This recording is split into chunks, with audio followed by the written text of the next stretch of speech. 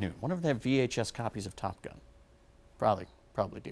All right, well, you can serve a tour of duty right here in the Low Country. The American Red Cross is going to show you how. We're headed back out live to Tessa Spencer for us in North Charleston today at today's Red Cross Tour of Duty event. And Tessa, sounds like a lot of great stuff going on out there.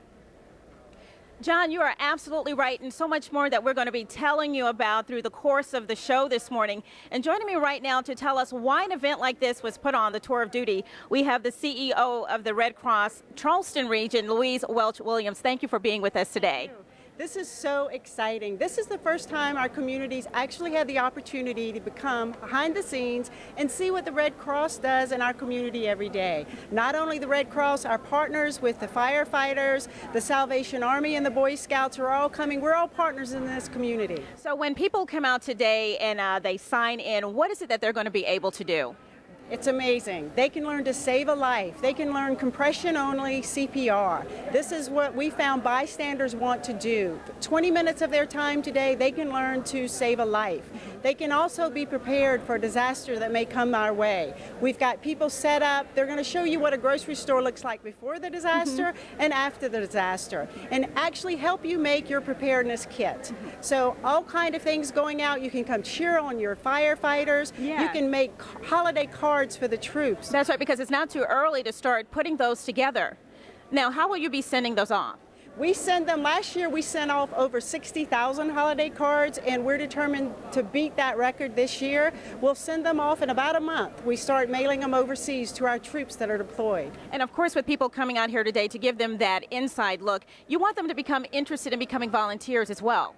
Absolutely. One way that we're 91 cents of every dollar donated to the Red Cross goes to our services is because our ratio of volunteers to staff is 178 to 1. 178 volunteers to every one staff. So come on out. We want you to see what we do, and we want you to become a Red Cross volunteer. All right, and with that said, speaking of volunteers, we're being joined by Ann Boffman right now, who's also a board member with the Red Cross Charleston region. Thank you for joining us this morning. Glad to be here. Now, how long have you been volunteering? About 53 years. And what made you want to get started 53 years ago? Well, my grandmother did it, my mother did it, and now I do it, and my daughter does it. So as a volunteer, what are some things that you have seen over the course of time? Well, I've been to, I think, about 12 national disasters, and so many of those places would not have succeeded if it were not for the assistance from the Red Cross. So when the volunteers hit the ground running, what is it that you do exactly in a nutshell?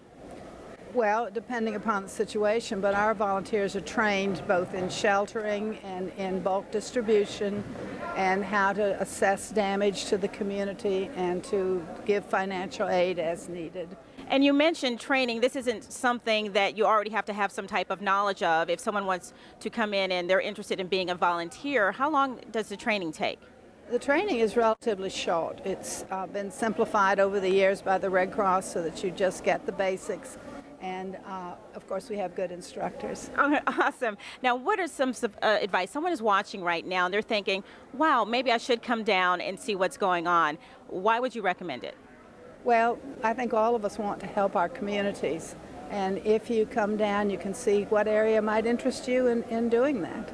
All right, Ann, thank you so much. And now when we come back a little bit more, we're going to find out more about what's going on, including Heroes for Victims and how you out there in the community, or if you're a business owner, how you can be a part of it. John, back to you. All right, Tessa, thank you. Sounds like a lot of fun. We appreciate that, and we'll head back out to you in just a little bit. But right now, we want to update you on that forecast. And Dave Williams, just a splendid, spectacular low country day. Yeah.